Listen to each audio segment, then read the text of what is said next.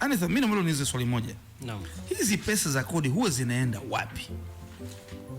Asante. Kwanza kabisa tunafahamu kwanza kwamba majukumu ya TRA ni pamoja na kutathmini, kukusanya na kuhasibu mapato yote ya serikali kuu.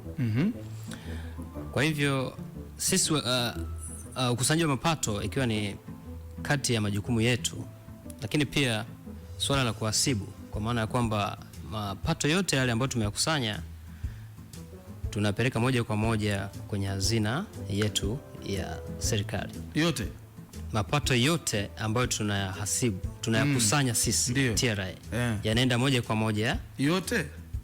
Exactly.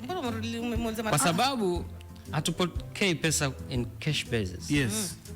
Unalipa kodi kwa njia ya control number. Yes, inaenda serikalini. Kwa hiyo inaenda moja kwa moja. Unajua kwa nini nauliza hili swali? Because kwa hiyo pesa za uendeshaji kutoka wizarani kule wanapitisha kwamba bwana, Wizara ya Fedha nasema matumizi yetu kwa ajili labda kuendesha TRA ni pesa hizi hapa, ndio mnapewa tofauti, si ndio?